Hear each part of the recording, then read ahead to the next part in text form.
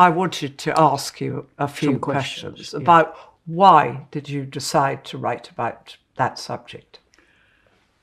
The impulse or the compulsion to do it.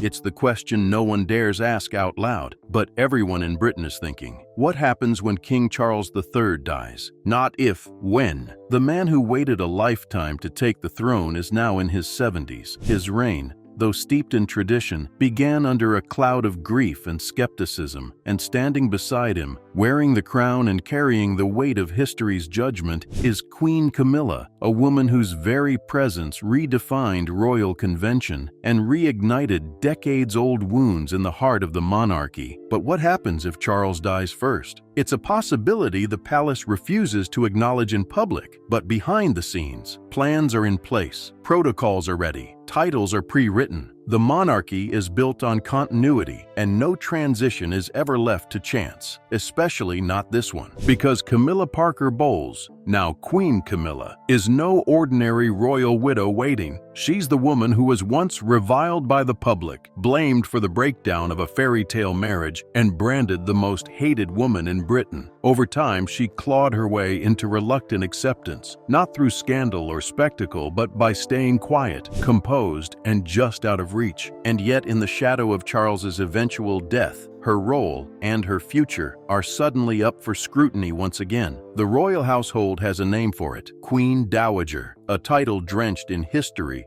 dignity, and yet unmistakable removal. It signals a woman who once stood beside a king, now set apart, no longer at the center, no longer needed. She remains royal, but no longer relevant. For Camilla, that reality cuts deep. Because make no mistake, this isn't just about losing a husband. It's about losing a throne she waited decades to stand beside. It's about watching the world turn its gaze to a younger queen, Kate, while she is ushered into a quiet, ceremonial role on the sidelines. A woman once at the heart of controversy, now at the edge of history. In public, she will smile, she will mourn, she will perform the role of grieving widow with practiced precision. But behind palace walls, a different story is unfolding, and it begins not with a royal birth or coronation, but with a death that will upend the House of Windsor once more. This is not fiction. This is the future. This is what will happen to Queen Camilla if King Charles dies first. May 6, 2023. The day the crown was placed on Camilla's head and the nation held its breath. For most royal consorts, a coronation is a formality, a moment of grace, duty, and national pageantry. But for Camilla, it was a reckoning. The moment decades of scandal, whispers, and carefully controlled public image were put on full display. Not everyone cheered, not everyone accepted her, but there she stood, robed in tradition, crowned beside the man who had waited a lifetime to be king. The transformation from Camilla Parker Bowles to Queen Camilla was more than just symbolic. It was historic. For years, the public had been told she would never be queen, that she would take a lesser title, perhaps princess consort, to appease the ghost of Diana and the unhealed wounds she left behind. But then came Queen Elizabeth II's Platinum Jubilee, and with it,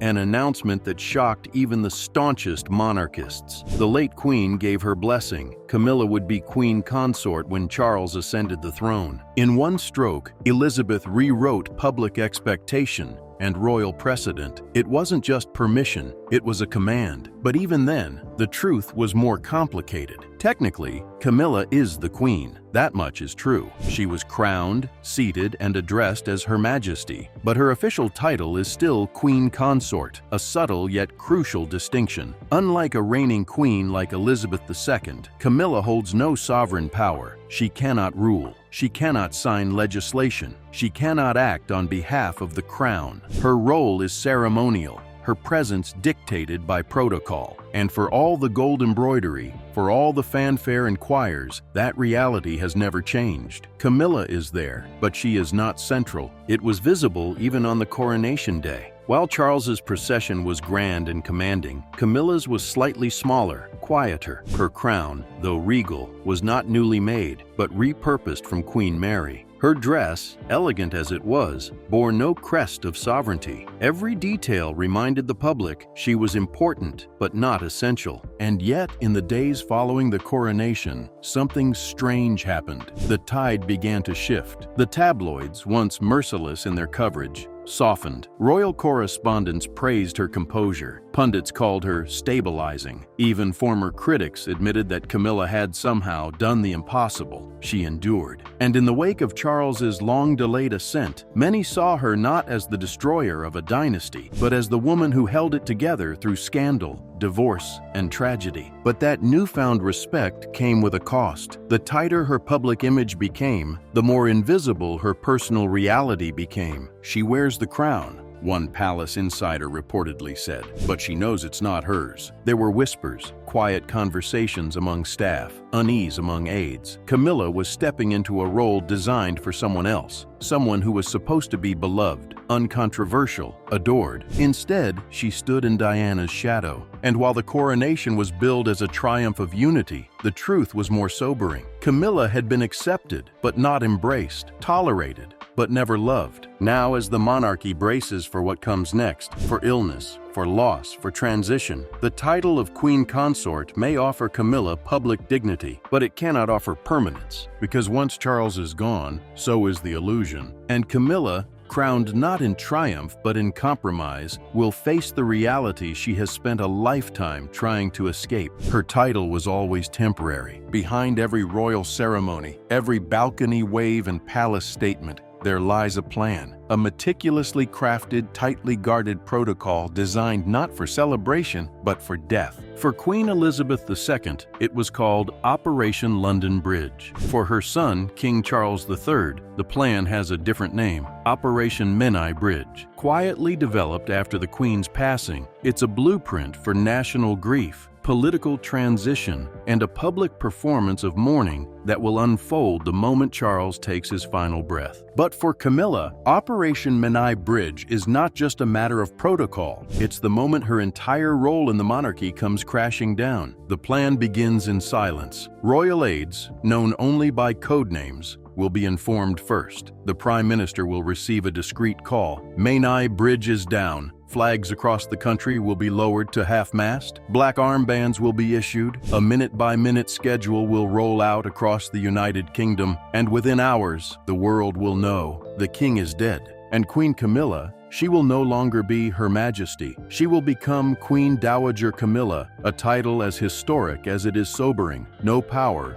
no influence, no place in the line of succession. Her crown, already ceremonial, will now be symbolic of a reign that ended the moment Charles drew his last breath. According to insiders, Camilla will be expected to lead public mourning in the immediate days that follow, walking behind the coffin, attending remembrance services, standing solemnly beside her stepson as he becomes king. But make no mistake, these appearances will mark the end of her centrality, not the continuation of it. Behind closed doors, palace staff will be realigning, reshuffling offices, transitioning loyalty to Prince William and Princess Kate. Camilla, once the second most visible royal figure in the world, will begin her quiet descent into the background. But what the public won't see are the private decisions, the emotional ones, unfolding in real time. Will Camilla remain in Clarence House, the residence she and Charles once shared? Or will she be relocated, as is customary, to a more discreet royal estate suited for a dowager? Will she retain her staff, her security detail, her public funding? The answer quietly is no one knows. Because while the British monarchy is obsessed with tradition, Camilla's presence in it is anything but traditional. She wasn't supposed to be queen. She wasn't supposed to survive the public fury. She wasn't supposed to make it this far. And yet she did. But Operation Menai Bridge has no room for sentimentality. The machinery of the monarchy does not stop for heartbreak. The train keeps moving, and Camilla, for all her years beside the throne, is not the conductor. Her presence during Charles's funeral will be dignified, measured, a soft portrait of sorrow. But there will be no balcony waves, no future titles, no return to prominence. This is the end of her reign, not with scandal, not with disgrace, but with silence. And as the United Kingdom bows its head to mourn its king, a quieter tragedy will unfold. A woman who spent decades climbing toward the crown will, in the space of a few days, fade into royal memory, still titled, still visible, but it is no longer essential. She was once whispered about in tabloid columns, glared at through paparazzi lenses, and cursed by royalists who believed she had upended a fairy tale. But after decades of scandal, silence, and strategy, Camilla Parker Bowles finally became queen. Only now, with the death of King Charles, she'll carry a new title, one that few understand and fewer envy. Queen Dowager. It sounds elegant, regal, timeless, but beneath the formality lies the truth. Queen Dowager is not a position of power. It is a label of displacement. It is the royal family's polite way of saying, "Thank you for your service. Your time is over." Historically, the Queen Dowager was a widow who remained respected, but no longer held influence. She may still attend ceremonies, still receive bows, still be addressed as Her Majesty in certain settings, but she is not consulted. She is not in the line of decision makers. She is royal, yes, but only in memory. And for Camilla, that reality may prove more difficult than anything she endured as a mistress or as the most scrutinized consort in modern history, because at least then she had purpose. Now, she will be cloaked in jewels, but stripped of relevance. Palace aides will quietly refer to her as the Dowager. Her public appearances will be rare. No state visits, no ribbon cuttings, no more walking beside a monarch. Instead, she will sit behind the heirs, behind Kate, behind the crown she once wore. She will be seen as a relic, one former courtier reportedly said, a living reminder of a bygone era that the monarchy is eager to move past. It's not personal, it's tradition, and tradition in the royal family is everything. Camilla may attempt to continue her charitable work, the reading initiatives, the domestic violence awareness campaigns, the quiet causes she's championed away from the spotlight, but even these will diminish. Donors will shift their focus to the new queen consort, Catherine. Media attention will follow the youth, the glamour, the future, and Camilla, she will be quietly escorted into the past. What's more painful is that her transition won't be met with outrage or protest. It will be met with indifference, because to the public, Queen Dowager Camilla is not controversial. She is not beloved. She is simply there. Too familiar to be intriguing, too polarizing to be adored. A woman who survived the storm only to disappear in its calm. There will be speculation, of course, about where she'll live, what role, if any, she'll continue to play. Will she stay at Clarence House, or will she retreat to Ray Mill, her private country estate, far from London, far from cameras, far from the crown she once wore? Insiders say she prefers solitude, but even solitude hits differently when it follows exile. Make no mistake, her exile won't come in the form of a scandal or a royal decree. It will come slowly, politely, with the kind of frosty dignity only the Windsors can master. Fewer invitations, smaller titles in press releases, royal schedules that simply don't include her name. And the final insult? When future historians write about the reign of King Charles III, Camilla may not even get her own chapter. She'll be a footnote, a complicated presence, a former controversy smoothed over by time and then forgotten. Some will say she knew this, that she made peace with it long ago. After all, Camilla has never chased attention. She preferred the side door, the back row, the safe distance. But power, once tasted, leaves a trace. And as Queen Dowager, Camilla will feel the sharp absence of it every day. She will watch as Catherine takes her place, not just as the new queen consort, but as the face of the modern monarchy, younger, more adored, crowned not in compromise, but in celebration. And Camilla, she will smile, as always, wave, as required. But in private, one question will echo louder than the royal trumpets ever did. Was it worth it? The death of King Charles will trigger a shift that has long been anticipated, but never quite felt real. In the blink of an eye, the monarchy will move on, from a sovereign shaped by tradition to one molded by image, modernity, and restraint. Prince William will become king. He won't need a formal ceremony. The moment Charles takes his final breath, William will inherit the crown. No vote, no delay, no debate, just a proclamation from the Accession Council and a new name, King William V.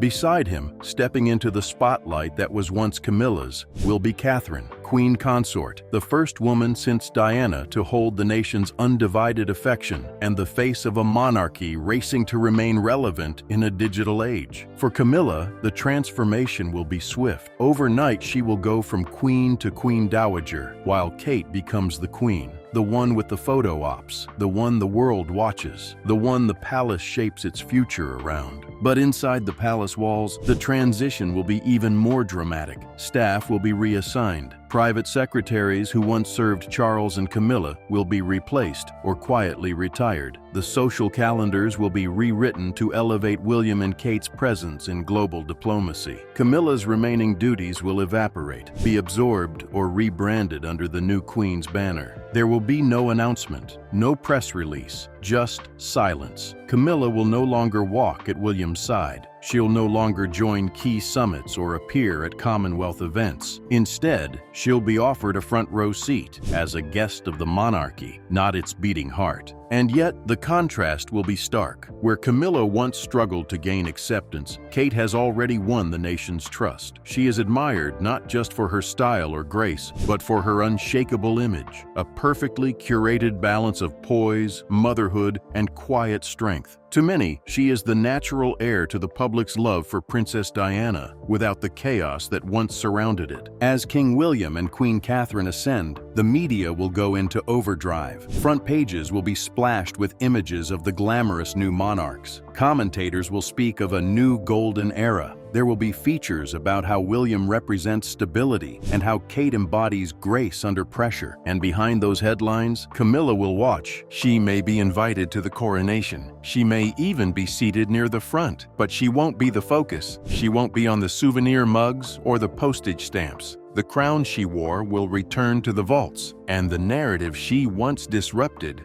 will be rewritten without her. What stings the most is not the replacement, it's the effortless way it happens. Camilla's journey to the crown was brutal, uphill, and relentless. Kate's, seamless, approved, preordained. Camilla spent decades trying to be accepted. Kate was welcomed from the beginning, and now, with the throne passed, the divide will be clear. William will rule, Kate will rise, and Camilla, once the scandal, then the consort, will fade. Politely, quietly, permanently. Shall I continue with Section 6? What about Harry, the wild card in waiting? 4-0? You said, write Section 6. What about Harry, the wild card in waiting? ChatGPT said, 6. What about Harry, the wild card in waiting? Approximately 400 words. In a monarchy built on predictability, Prince Harry is the chaos factor, the wild card no one can fully control, and the one man whose mere presence casts a shadow over every royal transition. When King Charles dies, the line of succession moves cleanly at first. William becomes king. Kate becomes queen consort. Their children, George, Charlotte, and Louis, shift upward in the order, with young Prince George officially next in line to the throne. But what if tragedy strikes again? What if William is incapacitated? What if something happens before George comes of age? Who steps in when the line falters? That's when Harry's name resurfaces, whether the monarchy likes it or not. By law, if the next monarch is under 18 or declared unfit to rule, a regent is appointed. And as of now,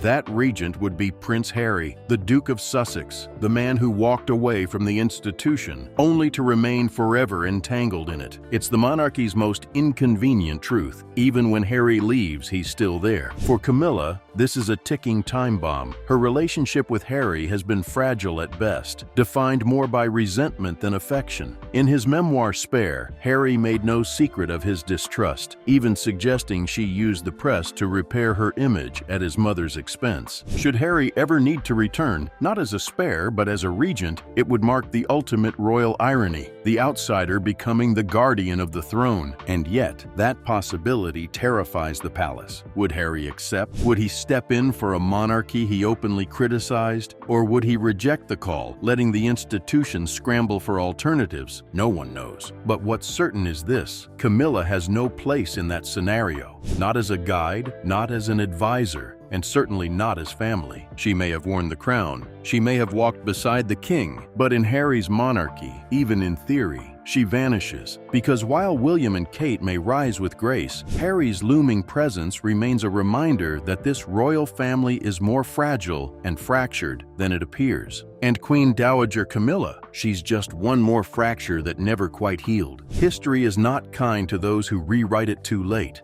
And for Queen Camilla, the final chapter won't be written by the palace or the press. It will be written by time, quietly, relentlessly. She began as a scandal. For years, her name was synonymous with betrayal. The other woman, the homewrecker, the reason Diana cried. For the British public, she wasn't just a mistress, she was a wound. And no matter how softly she spoke or how gracefully she dressed, the stain of that narrative lingered. But she endured. Through headlines and humiliation, through frost-bitten public appearances and hostile crowds, Camilla waited, not to be loved, but to be accepted. And remarkably, she was. By the time Charles became king, many had softened. They saw in her not a villain, but a survivor. A woman who stood by a man most had dismissed. A woman who never lashed out, never played the media game. She wasn't dazzling, but she was dignified. She stayed in her lane, and in a world of royal spectacle, there was power in that. Still, acceptance is not affection. Camilla may have worn the crown, but she never captured the nation's heart. And when she becomes Queen Dowager, her presence will begin to slip from photos, from schedules, from memory. The royal family will move on. Charles's legacy will be debated. William and Kate's reign will unfold. Diana will be remembered with roses and documentaries, but Camilla, she will fade into ceremonial obscurity. She'll attend funerals. She'll sit in reserved seats at weddings, but she'll never again stand at the center. Her name will not be etched in the firmament of iconic royals. There will be no Camilla era, no legacy of groundbreaking change. Just a woman who held the crown briefly and left behind more questions than declarations. The public will likely remember her as a quiet figure, controversial, yes, but not cruel, distant, yes, but not dangerous, a complicated woman who walked into the eye of a royal storm and somehow made it out the other side. Not beloved, not celebrated, but standing. And perhaps that's the most honest royal legacy of all, because not every queen rules, some just survive. And Camilla's story was never about power. It was about proximity to the throne, to the king, to the heat of a crown that was never fully hers. Now, as the curtain draws, she steps into the shadows, not cast out, but carefully set aside. And in those shadows, history will decide what remains.